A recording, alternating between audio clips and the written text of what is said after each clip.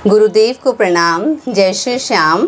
आज मैं आपको गरुड़ पुराण का 15वां अध्याय सुनाने जा रही हूँ। इस अध्याय को आज जब मैंने पढ़ा तो बहुत ही मन खुश हुआ इस अध्याय को पढ़कर, क्योंकि इसके अंदर बहुत सारी ऐसी बातें बता रखी हैं जो हमारे ग्रंथों के बारे में हमारे मन को और ज़्यादा अच्छा करती हैं, हमारा ग्रंथों के प्रति रिस्पेक्ट बढ़ती है। और क्योंकि इसके अंदर सिर्फ हमारा जो मनुष्य शरीर है ये किन तत्वों से बना हुआ है इसके बारे में तो है ही, मगर ये सारे तत्व ब्रह्मांड और हमारे शरीर में कैसे कॉमनली प्रेजेंट हैं ये बताया गया है। और स्त्री और पुरुष के संबंध से जब बालक उत्पन्न होता है तो वो स्टेज कौन सी, एक तो था कि बालक माँ के जो गर्भ में किस तरह से पनपता है वो चीज़ अलग थी, मगर उससे पहले का जो बताते हैं कि स्त्री और पुरुष के संबंध से किस प्रकार के कब कौन सा बालक और बालिका उत्पन्न हो सकती है उसके बारे में इसमें हमारे इसके अंदर बहुत अच्छे से समझा रखा है। और साथ में इसके अंदर जो मैं आपको बताया कि पूरे हमारे जो तत्व हैं शरीर के तत्व और वो किस प्रकार से काम करते हैं उसके बारे में बहुत अच्छा है। थोड़ा सा लेसन ये लंबा है और उससे पहले मैं आपसे एक प्रॉमिस करना चाहती हूँ कि इस अध्याय को आज मैं सिर्फ रीड कर रही हूँ, क्योंकि मेरा टारगेट है आज और कल के अंदर गरुड़ पुराण को पूरा समाप्त करना, तो इसलिए। मगर आज मैंने पूरा काफ़ी देर तक मैं इसके बारे में कुछ लिखा भी है, इससे पढ़ के समझने के लिए मैंने कोई फ्लो चार्ट्स बनाए हैं, कुछ लिखने और कुछ समझने की कोशिश करी है। तो अभी भी मेरा वो काम अधूरा है, मगर एक दिन आपके पास मैं इसी चैप्टर के साथ विद डायग्राम्स दोबारा से आऊँगी और तब आपको जो आज कमियां रह जाएंगी सब सुनाने के अंदर, तब मैं आपको वो कमियां पूरी करते हुए आपको ढंग से इस चैप्टर को दोबारा से कभी समझाऊंगी। तो मैं शुरू करती हूँ।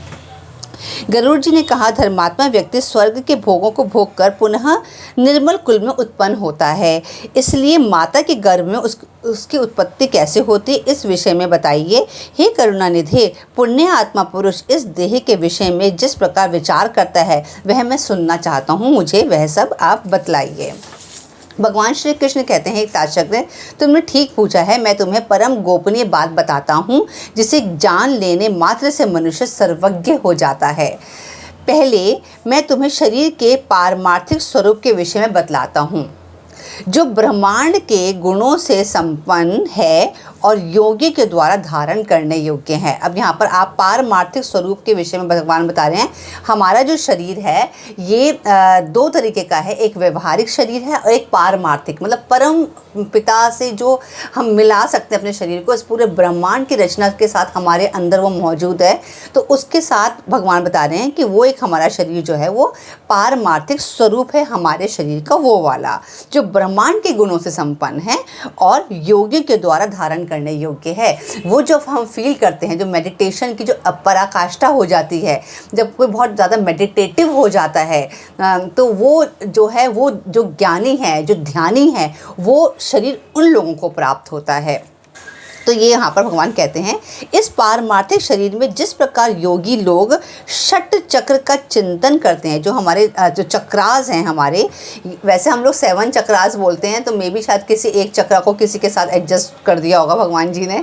तो इसके अंदर 6 चक्रों के बारे में बता रखा है।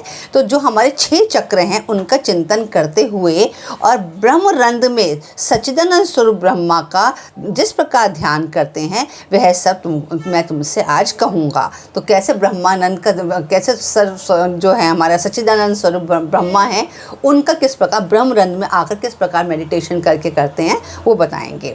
पुण्य आत्मा जीव पवित्र आचरण करने वाले लक्ष्मी संपन्न ग्रस्तों के घर में जैसे उत्पन्न होता है और उसके पिता एवं माता के विधान तथा नियम जिस प्रकार के होते हैं उनके विषय में भी कहूँगा। अभी तक हमने पढ़ा था कि जो हमने इससे पहले वाले अध्याय में पढ़ा था कि यमलोक के अंदर बाकी 3 द्वारों से, दक्षिण द्वार को छोड़कर बाकी 3 द्वारों से जो पुण्य आत्माएं हैं वो जाती हैं। फिर वो वहाँ पर यमलोक में यमराज की सभा में जाती हैं, यमराज की सभा में जाकर कल्प पर्यंत वहाँ रहती हैं। कुछ आत्माएं ब्रह्मलोक में चली जाती हैं, उनको कह दिया जाता है कि आप ब्रह्मलोक में जाइए, और कुछ आत्माएं कल्प पर्यंत वहाँ पर रहकर सुख भोगने के बाद फिर वापस पृथ्वी पर जन्म लेती हैं।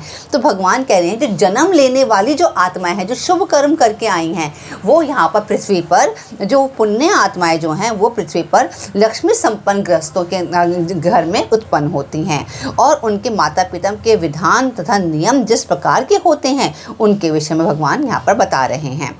स्त्रियों के ऋतुकाल में 4 दिन तक उनसे दूर रहना चाहिए। चौथे दिन वस्त्रों सहित स्नान करने के अनंतर वह नारी शुद्ध हो जाती है तथा 1 सप्ताह के बाद पितरों और देवताओं के पूजन अर्चना तथा व्रत करने के योग्य हो जाती है। तो इसके अंदर जो हम कहते हैं 4 दिन के अंदर शुद्ध हो रही है स्त्री, मगर यहाँ पर बताया 4 दिन के बाद वो वस्त्र सहित स्नान करती है और उसके बाद वो 1 सप्ताह में जाकर पूजा अर्चना कर सकती है। उससे पहले पूजा अर्चना नहीं कर सकती है। 1 सप्ताह के मध्य में जो गर्भ धारण होता है, अब इसी 1 सप्ताह में जब उसका जो रजस्वला हुई थी और रजस्वला से लेकर पूरा जो 1 हफ्ता डे 1 से लेकर डे 7 तक का जो टाइम है, उसके बीच के अंदर अगर वो गर्भ धारण कर लेती है, 1 सप्ताह के मध्य में ही गर्भ धारण होता है, तो उससे मलिन मनोवृत्ति वाले संतान का जन्म होता है। प्रायः ऋतुकाल के 8वें दिन, ये जब रजस्वला होती है कोई स्त्री, उसके 8वें दिन, ऋतुकाल के 8वें दिन गर्भाधान से पुत्र की उत्पत्ति होती है। ऋतुकाल के अनंतर युगम रात्रियों में गर्भाधान होने से पुत्र और अयुगम रात्रियों में गर्भाधान से कन्या की उत्पत्ति होती है। इसलिए पूर्व की 7 रात्रियों को छोड़कर युगम रात्रियों में ही समागम करना चाहिए। स्त्रियों के रजोदर्शन के सामान्यतः 16 रात्रियों का ऋतुकाल बताया गया है। मतलब ये बहुत साइंटिफिक है। हम लोग भी जब ये सब जब डॉक्टर्स होते हैं, जब डॉक्टर्स भी यही सब साइकिल्स बताते हैं, यही सब तरीके बताते हैं, कितने मंथ्स का कितना साइकिल है, कब वो डे 15 के बाद कैसे होता है, ये सारी नॉलेज हमको साइंटिफिक तरीके से हम लोग सभी अच्छे से जानते हैं, मगर हमारे शास्त्रों के अंदर ये कितने समय पहले, युगों पहले बता दी गई थी। तो इसमें बताया गया है स्त्रियों के रजोदर्शन के से सामान्यतः 16 रात्रियों तक का ऋतुकाल बताया गया है। 14वीं रात्रि को गर्भधान होने पर, अगर 14वीं रात्रि को गर्भधान होता है तो जो वो है होने पर गुणवान, भाग्यवान और धार्मिक पुत्र की उत्पत्ति होती है। सामान्य मनुष्य को गर्भधान के निमित्त उस रात्रि में गर्भधान का अवसर भी प्राप्त नहीं होता, क्योंकि ये गर्भधान जो हो रहा है, गर्भवती जो स्त्री होगी वो 14वें दिन होगी और 8वें दिन के बाद से होगी। तो 14वें दिन तक अगर वो गर्भधान करती है तो इसका मतलब कि वो उस समय उनके पुत्र जो जीवन के अंदर जो पुत्र उत्पन्न होने वाला है उनके पास जो आएगा वो ऊपर के लोगों से आ रहा है, वो पुण्य आत्मा उत्पन्न हो रही है। और भगवान यहाँ पर कहते हैं कि और जो सामान्य पुरुष अगर वही सोचते हैं कि हम भी 14वें दिन ही करेंगे, तो 14वें दिन उनको ऐसा समय आएगा कि उनको अवसर ही प्राप्त नहीं होगा। 5वें दिन स्त्री को मधुर भोजन करना चाहिए। कड़वा, खारा, तीखा तथा उष्ण भोजन से दूर रहना चाहिए। तब स्त्री का वह गर्भाशय औषधि का पात्र हो जाता है और उसमें संस्थापित बीज अमृत की तरह सुरक्षित रहता है। मतलब यहाँ के बाद, मतलब उसके बाद 5वें दिन से बताया गया है, उस औषधि क्षेत्र में गर्भधान करने वाला स्वामी स्वस्थ संतान को प्राप्त करता है। तांबूल खाकर, पुष्प और चंदन से युक्त होकर तथा पवित्र वस्त्र धारण करके मन में धार्मिक भावों को रखकर पुरुष को सुंदर शैया पर संवास करना चाहिए। गर्भधान के समय पुरुष को की मनोवृत्ति जिस प्रकार की होती है उसी प्रकार के स्वभाव वाला जीव गर्भ में प्रविष्ट होता है। बीज का स्वरूप धारण करके चैतन्यांश पुरुष से शुक्र में स्थित रहता है। पुरुष की काम वासना, चित्तवृत्ति और शुक्र जब एकत्व को प्राप्त करते हैं तब स्त्री के गर्भाशय में पुरुष स्खलित होता है। स्त्री के गर्भाशय में शुक्र और शोणित के संयोग से पिंड की उत्पत्ति होती है। तो किस प्रकार से पुरुष और स्त्री के संयोग से किस प्रकार से पिंड बनता है उसके बारे में बताया गया है। गर्भ में आने वाला सुकृति पुत्र पिता माता को परम आनंद देने वाला होता है और उसके पुंसवन आदि समस्त संस्कार किए जाते हैं। पुण्यात्मा पुरुष ग्रहों की उच्च स्थिति में जन्म प्राप्त करता है। अब ग्रहों की उच्च स्थिति क्या हो सकती है यहाँ पर बताया है, जैसे मेष राशि में सूर्य, वृक्ष राशि में चंद्र, मकर राशि में मंगल, कन्या राशि में बुध, कर्क में गुरु, मीन में शुक्र, तुला में शनि उच्च होता है।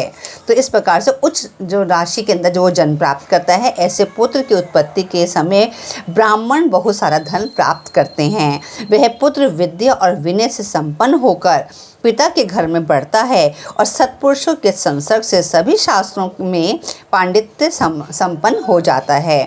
वह तरुणावस्था में दिव्य अंगना आदि का योग प्राप्त करता है और दानशील तथा धनी होता है। पूर्व में किए हुए तपस्या, तीर्थ सेवन आदि महापुण्यों के फल का उदय होने पर वह नित्य आत्मा और अनात्मा अर्थात परमात्मा और उससे भिन्न पदार्थों के विषय में विचार करने लगता है।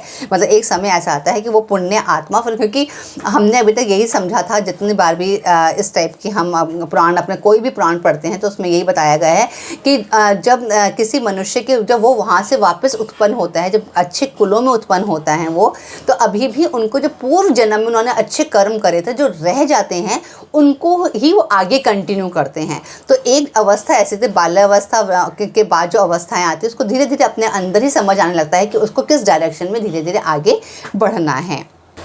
भगवान बोलते हैं कि हे गरुड़, पृथ्वी जल अग्नि वायु आकाश ये 5 स्थूलभूत कहे जाते हैं। इन 5 भूतों से ही यह भौतिक शरीर बना है। त्वचा, हड्डियाँ, नाड़ियाँ, रोम तथा मांस ये पृथ्वी के गुण हैं। लार, मूत्र, वीर्य, मज्जा तथा रक्त ये 5 जल के गुण हैं। मज्जा का मतलब, जहाँ तक मुझे समझ आया, मज्जा का मतलब हड्डियों के बीच में जो ग्रीस होती है उसको मज्जा कहते हैं। बाकी आप खुद भी एक बार इसको चेक कर लीजिएगा। शुद्धा मतलब भूख जो होती है, तृषा, आलस्य, निद्रा और कांति ये 5 अग्नि के गुण हैं। सुकुड़ना, दौड़ना, लांघना, फैलाना, चेष्टा करना ये 5 वायु के गुण हैं। घोष, घोष का मतलब शब्द, छिद्र, गांभीर्य, श्रवण और समस्त तत्वों को आश्रय प्रदान करने वाला ये 5 जो हैं आकाश के गुण हैं। उसके बाद पूर्व जन्मों के कर्मों से अधिवासित मन, बुद्धि, चित्त और अहंकार ये अंतःकरण हैं। इसके ऊपर तो मैं पहले 28 तत्वों पर पूरी एक वीडियो बना चुकी हूँ, तो ये 28 तत्वों के बारे में मैंने उसके अंदर भी बात करी है। तो भगवान वो 28 प्रकार के तत्वों के बारे में ही यहाँ पर बता रहे हैं। तो पहले तो भगवान ने पृथ्वी जल अग्नि वायु आकाश के बारे में बताया। अब बताया भगवान ने कि जो हमारा मन, बुद्धि, चित्त और अहंकार होते हैं ये होते हैं, और इसी प्रकार ये हमारे अंतःकरण कहलाते हैं। उसके बाद भगवान कहते हैं कान, त्वचा, जीव, नेत्र और नासिका ये ज्ञानेंद्रियां हैं, और वाक, हाथ, पैर, गुदा और उपस्थ जो है हमारी ये कर्मेंद्रियां हैं। जो हमारी जो अब इन कर्मेंद्रियों और ज्ञानेंद्रियों के देवता भी हैं। तो देवता कौन से हैं, जैसे हमने बताया ज्ञानेंद्रियां बताई, कौन से बताई मैंने आपको, कान, त्वचा, जिह्वा, चक्षु और नासिका। तो उसके ज्ञानेंद्रियों के जो देवता हैं वो कौन है, दिशा, वायु, प्रचेता, सूर्य और अश्वनी कुमार ये हमारे ज्ञानेंद्रियों के अधिष्ठान देवता हैं। उसके बाद इसी प्रकार जो कर्मेंद्रियां आपको मैंने बताई 5, उनके जो अधिष्ठान देवता हैं वो कौन है, वहिन, इंद्र, विष्णु, मित्र और प्रजापति। तो ये कर्मेंद्रियों के अधिष्ठान देवता हैं। देह के मंडल में इड़ा, अब ये देह मतलब हमारा जो शरीर है इसके मध्य में इड़ा, पिंगला, सुषुम्ना, गांधारी, गज, जिह्वा, पूषा, यशस्विनी, अलम्बुषा, कुहू और शंखिनी ये 10 प्रकार के प्रधान नाड़ियां हैं। नाड़ियां जो हमारी हैं वो इस प्रकार हैं, इनके नाम यहाँ पर दे रखे हैं। प्राण, अपान, समान, उदान, व्यान, नाग, कुर्म, क्रकल, देवदत्त और धनंजय ये 10 हमारे अंदर शरीर के अंदर वायु होती हैं। तो 10 प्रकार की वायु हैं, ये भी हमें कभी नहीं पता था। तो 10 प्रकार की हमारे शरीर में वायु होती हैं।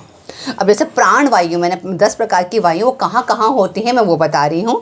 प्राण जो है वो हृदय में होता है, अपान जो है वो गुदा में होता है, समान वायु नाभि में, उदान वायु कंठ में, व्यान वायु संपूर्ण शरीर में व्याप्त होती है, नाग वायु जो है डकार या वमन में होती है, कुर्म वायु जो है जिसके द्वारा उन्मीलन होता है वो कुर्म वायु होती है, और क्रकल वायु जो है वो शुद्धा की होती है। देवदत्त वायु जो है वो जम्भाई लेने से आती है, वो उसको देवदत्त वायु बोलते हैं।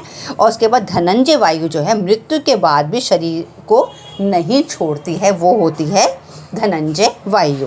तो 10 प्रकार की वायु, और 10 प्रकार की वायु हमारे शरीर में कहाँ होती हैं ये भी मैंने आपको भी बताया है। उसके बाद भगवान कहते हैं ग्रास के रूप में खाया हुआ अन्न सभी प्राणियों को पुष्ट करता है।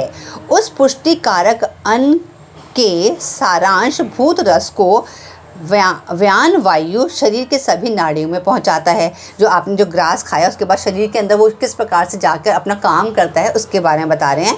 तो जो व्यान वायु जो है, जो संपूर्ण शरीर में व्याप्त थी, वो व्यान वायु थी।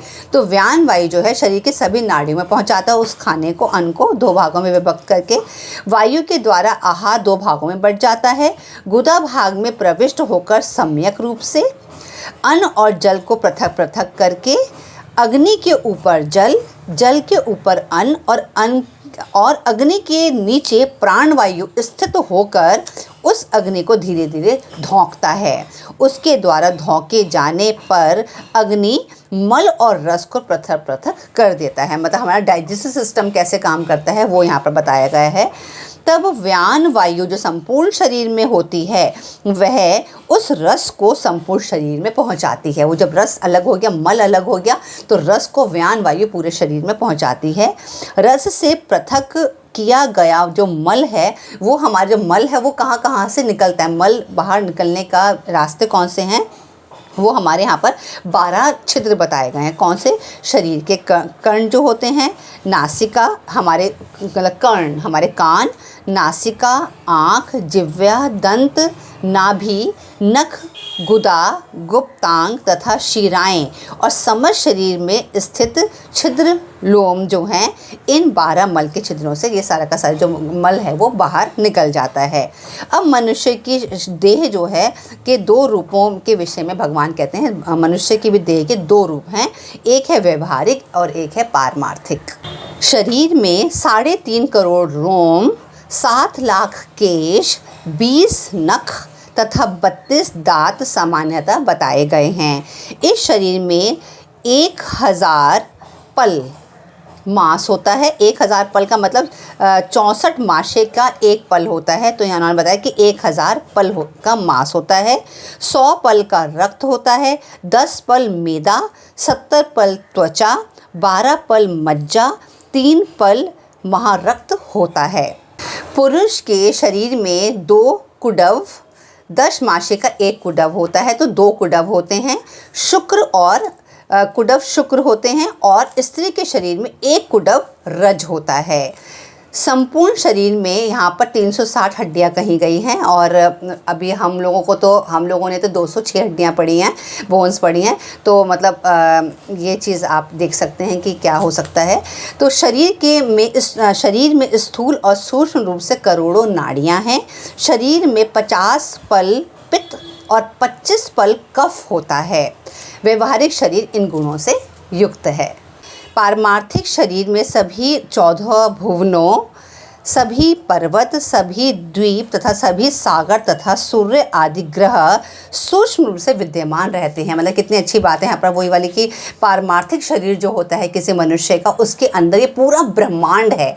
इसके अंदर सूर्य भी है, इसके अंदर द्वीप भी हैं, सागर भी है, महासागर भी है, पर्वत भी हैं, सब कुछ हमारे शरीर के अंदर प्रेजेंट है। तो भगवान अब बता रहे हैं कि उस शरीर को हम नहीं जानते हैं, जिसको हमें जानना बहुत ज़रूरी है, जिसके लिए मैंने आपको बताया था मेडिटेटिव होना पड़ता है। तो भगवान उस शरीर के बारे में बता रहे हैं कि ये सब चीज़ें हमारे शरीर में गुण होते हैं ये।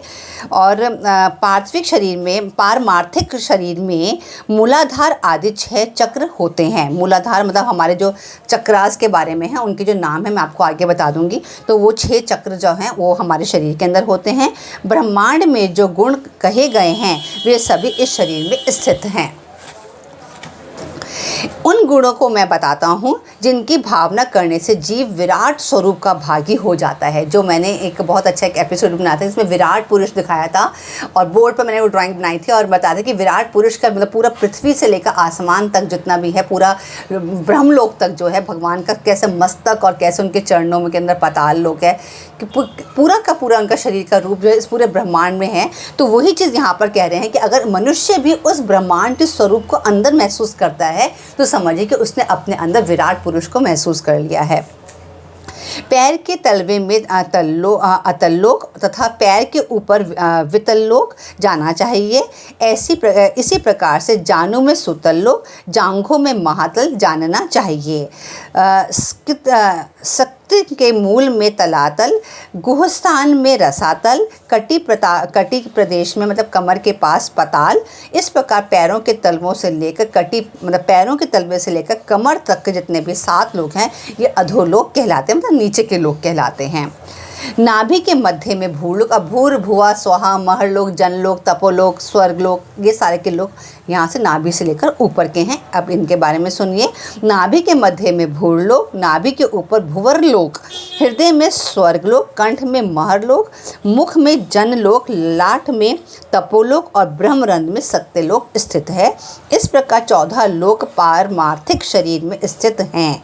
त्रिकोण के मध्य में मेरु, अध कोण में मंदर, दाहिने कोण में कैलाश, वाम कोण में हिमाचल, ऊर्ध्व रेखा में निषद, दाहिनी ओर की रेखा में गंधमादन तथा बाईं ओर की रेखा में रमणाचल नामक पर्वत स्थित हैं। ये 7 कुल पर्वत इस पारमार्थिक शरीर में हैं। अस्थि में जम्बूद्वीप, मज्जा में शाकद्वीप, मांस में कुशद्वीप, शिराओं में क्रौंच द्वीप, मतलब शिराएँ क्या हैं, जो हमारी बॉडी की बहुत बारीक जो वेन्स होती हैं उनके अंदर बताया है। शिराओं में क्रौंच द्वीप, त्वचा में शाल्मली द्वीप, रोम समूह में गोमेद द्वीप और नख में पुष्कर द्वीप की स्थिति जाननी चाहिए। तत्पश्चात सागरों की स्थिति भी भगवान कहते हैं, मैं तुमको बताता हूँ। क्षार समुद्र जो है वो मूत्र में, क्षीर सागर दूध में, सुरा का सागर कफ में, घृत का सागर मज्जा में, रस का सागर शरीरस्थ रस में और दधी सागर रक्त में स्थित समझना चाहिए। स्वादुदक सागर को कंठ के लटके हुए भाग में अथवा इसमें समझना चाहिए। नाद चक्र में सूर्य, बिंदु चक्र में चंद्रमा, नेत्रों में मंगल और हृदय में बुध की स्थिति समझनी चाहिए। नाभि में स्थित मणिपूरक चक्र में बृहस्पति और शुक्र में शुक्र स्थित हैं। नाभि स्थान नाभि में शनैश्चर्य स्थित हैं और मुख में राहु स्थित कहा गया है। वायु स्थान में केतु स्थित है। इस प्रकार समस्त ग्रह मंडल इस पारमार्थिक शरीर में विद्यमान हैं। इस प्रकार अपने इस शरीर में समस्त ब्रह्मांड का चिंतन करना चाहिए। प्रभात काल में सदा पद्मासन में स्थित होकर 6 चक्रों का चिंतन करें और यथोरक्त क्रम से अजपा जप करें। अब ये अजपा जप क्या है, अब मैं आपको ये बहुत अलग से है अजपा जप क्या होता है, ये मैंने भी पहली बार सुना था, तो अब आप इसके बारे में ध्यान से सुनिएगा। अजपा नाम की गायत्री मुनियों को मोक्ष देने वाली है। जो मुनि होते हैं जो इस तरह का अजपा जप करते हैं उनको मोक्ष की प्राप्ति होती है। इसके संकल्प मात्र से मनुष्य सभी पापों से मुक्त हो जाता है। हे ताशर्य सुनो, मैं तुम्हें अजपा जप का उत्तम क्रम बताता हूँ, जिसको सर्वदा करने से जीव भाव से मुक्त हो जाता है। मूलाधार, स्वाष्ठीधान, मणिपूरक, अनाहत, विशुद्ध और आज्ञा, ये हमारे 6 चक्रास हैं। हमारे नीचे से लेकर यहाँ तक का 6 चक्रास हैं, तो इन्हें षट चक्र कहा जाता है। इन चक्रों का क्रमशः है मूलाधार, मतलब हमारा गुह प्रदेश, मतलब नीचे के साइड जो है वो हमारा जो नीचे का है वो क्या है, मूलाधार है वो। में जो मतलब नीचे की तरफ है, और लिंग देश में, नाभि में, हृदय में, कंठ में, भौहों के मध्य तथा ब्रह्मरंध्र में चिंतन करना चाहिए। इस प्रकार से हमें अपने 6 चक्रास का चिंतन करना चाहिए। कौन कौन से स्थान में करना चाहिए, हृदय में कैसे, कंठ में यहाँ पर, और कैसे 6 चक्रास का बताया भगवान ने कि चिंतन इस प्रकार करना चाहिए। अब मूलाधार जो बिल्कुल नीचे का चक्र जो हम आलती पालती मारकर बैठते हैं, उसके बाद नीचे का जो चक्र होता है, मूलाधार चक्र जो है चतुर्दलाकार अग्नि के समान और व से स पर्यंत वर्णों का आश्रय है। अब यहाँ पर हम जो क ख ग पढ़ते हैं, अ आ इ ई पढ़ते हैं, स्वर और व्यंजन पढ़ते हैं, तो अब स्वर और व्यंजन के बारे में बता रहे हैं भगवान। तो पहले भगवान व्यंजन के बारे में बता रहे हैं। तो भगवान बोलते हैं कि जो व से स तक, मतलब व श स ये जो हैं ये कहाँ पर है, ये हमारे अग्नि के समान होते हैं। उसके बाद भगवान कहते हैं स्वाधिष्ठान चक्र सूर्य के समान दैदीप्यमान, ब से लेकर ल मतलब ब भ म य र ल का आश्रय स्थान है। और उसके बाद मणिपूरक चक्र रक्तिम आभा वाला, मतलब अर्थात कौन से वर्ण आते हैं इसके अंदर, ड ढ ण त थ द ध न प फ का आधार है। और अनाहत चक्र जो है ये क्या है, स्वर्णिम आभा वाला तथा क से ठ तक क ख ग घ ड च छ ज झ ण ट और ठ से युक्त है। मतलब इसके अंदर जो अभी आप इस बात को समझ पा रहे होंगे, तो आप जो हमारे जो 6 चक्रास हैं, हर एक चक्रा के अंदर जो हमारे क ख ग हैं वो किस प्रकार से स्थापित हैं वो बताया गया है। तो आप यहाँ पर थोड़ा सा फोकस करके आप रिवाइंड करके सुनेंगे तो आपको समझ आ जाएगा कि हमारे 6 चक्रास के अंदर ये कैसे कैसे जो हमारे वर्ण हैं वो किस प्रकार से स्थापित हैं, उनको गूंज करके आप कैसे उनको महसूस कर सकते हैं। तो यहाँ पर ये बताया गया है। उसके बाद विशुद्ध चक्र 16 स्वरों से बना है। अ आ इ ई उ ऊ ऋ ऋ लृ लृ ए ओ औ अंग और अह। ये युक्त कमल और चंद्रमा के समान कांति वाला होता है। आज्ञा चक्र जो है हंग और सह, इन 2 अक्षरों से युक्त और रक्तिम वर्ण का है। उसके ऊपर ब्रह्मरंध्र में, अब यहाँ जो आखिरी में जो ब्रह्मरंध्र जो बताया, आज्ञा चक्र है ये हंस का बताया। ब्रह्मरंध्र में दैदीप्यमान सहस्त्र दल कमल का चक्र है जो कि सदा सत्यमय, आनंदमय, शिवमय, ज्योतिर्मय और शाश्वत है। ब्रह्मरंध्र का बता रहे हैं। इन चक्रों में क्रमशः गणेश, ब्रह्मा, विष्णु, शिव, जीवात्मा, गुरु तथा व्यापक पर ब्रह्म का चिंतन करना चाहिए। अब इन 6 चक्रास के अंदर हमारे वर्ण और स्वर बताए। अब इन 6 चक्रास के अंदर ही नीचे से ऊपर 6 चक्रास जो है उनमें हमारे कौन कौन से भगवान हैं उसके बारे में भी कहा है कि उनका भी चिंतन करना चाहिए। अर्थात मूलाधार चक्र में गणेश हैं, स्वाधिष्ठान चक्र में ब्रह्मा जी का, मणिपूरक चक्र में विष्णु जी का, अनाहत चक्र में शिव का, विशुद्ध चक्र में जीवात्मा का, आज्ञा चक्र में गुरु का और सहस्त्रचार चक्र में सर्वव्यापी परम पद का चिंतन करना चाहिए। तो किस प्रकार से स्वर और वर्णों का भी चिंतन है, उन्हीं 6 हमारे चक्रास के अंदर हमारे सारे भगवानों का भी चिंतन है। विद्वानों ने एक दिन रात में 21,600 श्वासों की सूक्ष्म गति कही है। हंग का उच्चारण करते हुए श्वास बाहर निकालना चाहिए और सह की ध्वनि करते हुए अंदर प्रतिष्ठित करना चाहिए। इस प्रकार तात्विक रूप से जीव हंस हंस इस मंत्र का निरंतर जप करता रहता है। जीव के द्वारा अहोरात्र में किए जाने वाले इस अजपा जप के 600 मंत्र गणेश के लिए, 6000 ब्रह्मा के लिए, 6000 विष्णु के लिए, 6000 शिव के लिए, 1000 जीवात्मा के लिए, 1000 गुरु के लिए और 1000 मंत्र जप चिदात्मा के लिए निवेदित करने चाहिए। श्रेष्ठ संप्रदाय वेक्ता अरुण आदि मुनि इन 6 चक्रों से ब्रह्मयुख किरण के रूप में स्थित गणेश आदि देवताओं का चिंतन करते हैं। शुक आदि मुनि भी अपने शिष्यों को इनका उपदेश करते हैं। अतः महापुरुषों की प्रवृत्ति को ध्यान में रखकर विद्वानों को सदा इन चक्रों से देवताओं का ध्यान करना चाहिए। सभी चक्रों में अनन्य भाव से उन देवताओं की मानस पूजा करके गुरु के उपदेश के अनुसार अजपा गायत्री का जाप करना चाहिए। इसके बाद ब्रह्मरंध्र में अधोमुख रूप में स्थित सहस्त्र दल कमल में हंस पर विराजमान वर तथा अभय मुद्रा युक्त दोनों हस्त कमलों की स्थिति वाले श्री गुरु का ध्यान करना चाहिए। गुरु चरणों में से निकली हुई अमृतमय धारा से अपने शरीर को प्रक्षालित होता हुआ सा चिंतन करें। फिर पंचोपचार से पूजा करके स्तुति पूर्वक प्रणाम करना चाहिए। तदंतर कुंडलिनी का ध्यान करना चाहिए जो 6 चक्रों में 3.5 वलय में स्थित है और आरोह तथा अवरोह के रूप में 6 चक्र में संचरण करती है। तदंतर ब्रह्मरंध्र से बहिर्गत सुषुप्ना नामक प्रकाश मार्ग का ध्यान करना चाहिए।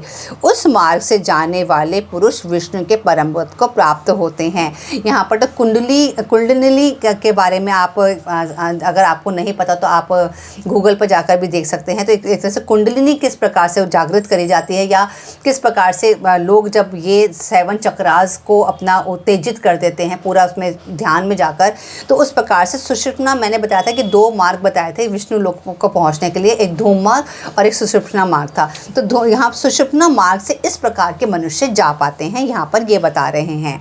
उस मार्ग से जाने वाले पुरुष विष्णु के परम पद को प्राप्त होते हैं।